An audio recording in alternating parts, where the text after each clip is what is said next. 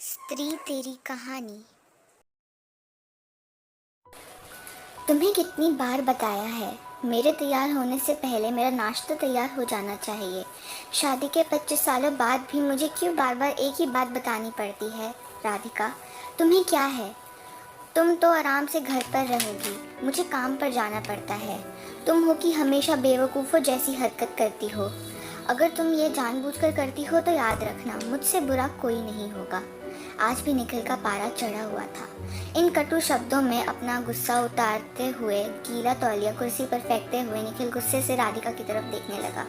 राधिका के लिए निखिल का यह बेवजह का गुस्सा कोई नई बात नहीं थी। वह महीने में 3-4 बार ऐसे ही राधिका पर बरस पड़ता था। पहले पहले राधिका उसका विरोध किया करती थी, लेकिन जब कई सालों तक निखिल में कोई बदलाव नहीं दिखा तो राधिका ने खुद को ही बदल दिया। अब निखिल के कुछ भी कहने से राधिका को कोई फर्क नहीं पड़ता था। निखिल की हर बात वह चुपचाप से नीचे झुकाए सुन लेती थी। शादी के 5 साल पहले तक राधिका ने पूरी कोशिश की थी कि निखिल को बदला जाए, लेकिन फालतू का गुस्सा करना और बाद में राधिका को भला बुरा कहना यह मानो जैसे उसकी आदत बन गई थी।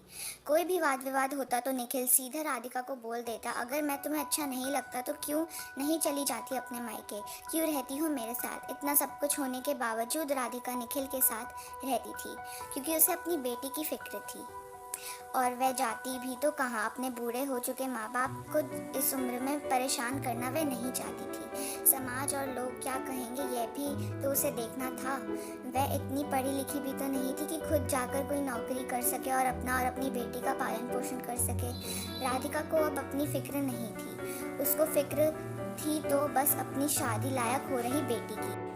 राधिका नहीं चाहती थी कि पति पत्नी के झगड़े की वजह से नैना डिस्टर्ब हो। नैना की पढ़ाई पूरी हो चुकी थी, उसके लिए अब शादी के रिश्ते आने लगे थे। कई रिश्तों को नैना ठुकरा चुकी थी। 2-3 महीने बाद एक अच्छा रिश्ता आया। रिश्तेदारों और पहचान के लोगों ने भी लड़के की बहुत गुणगान किए थे। निखिल एक शाम अपनी बेटी के पास बैठकर उसे बताने लगा, नैना बहुत अच्छा लड़का है, पढ़ा लिखा है, बड़ा घर है, बहुत अच्छी नौकरी है।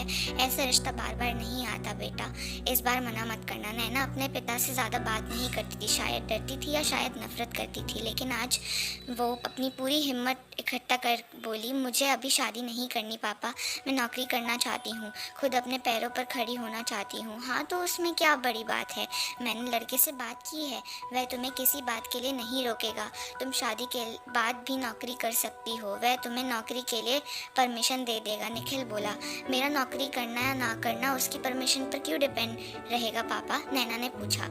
मैं कह रहा हूँ ना, तुम्हें किसी चीज़ की कमी नहीं होगी वहाँ, ऐसे रिश्ते बार बार नहीं आते, इसे ठुकराओ मत, बहुत खुश रहोगी तुम वहाँ। निखिल बोला, पापा क्या मैं उतनी ही खुश रहूँगी जितनी मम्मी इस घर में खुश हैं? नैना ने तंज कसते हुए कहा। आज तुम्हारी जबान कुछ ज़्यादा नहीं चल रही? निखिल गुस्से से आंख बड़ी करते हुए बोला, पापा मुझे शादी नहीं करनी है, क्योंकि शादी के बाद अगर लड़का आपके जैसा निकला तो मैं क्या करूँगी?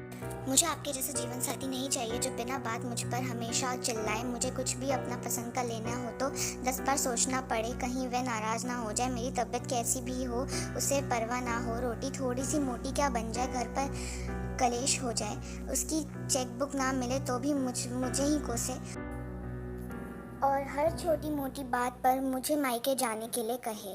नैना ने अपना दिल खाली करते हुए पापा से सब कह दिया। निखिल का गुस्सा 7वें आसमान पर था, लेकिन उसके मुंह से एक भी शब्द नहीं फूट रहा था। वो नैना की बातें सुन रहा था। नैना उतना ही बोलकर चुप नहीं हुई।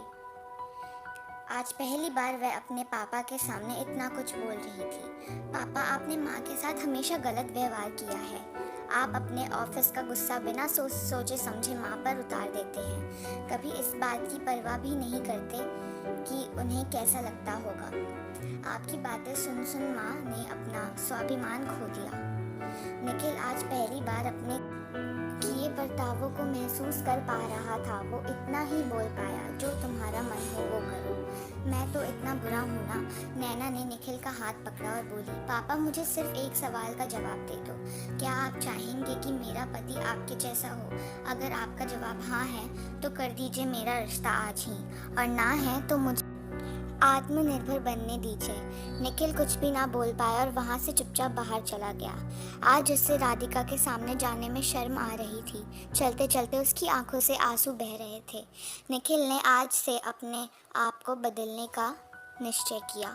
अगले दिन से राधिका ने अपने पति में काफ़ी बदलाव देखा। वह सोचने लगी कि जो हिम्मत नैना ने दिखाई है, वह हिम्मत अगर मैं पहले ही दिखा देती तो शायद आज परिस्थिति कुछ और ही होती। अब नैना पढ़ लिख कर अच्छी नौकरी करने लगी थी और 3 साल बाद उसके लिए एक अच्छा रिश्ता आया था। और उसकी विदाई पर निखिल बोला, बेटा तू हमेशा खुश रहेगी क्योंकि तेरा पति तेरे बाप जैसा नहीं है। निखिल की यह बात सुनकर राधिका और नैना की आंखों में आंसू आ गए।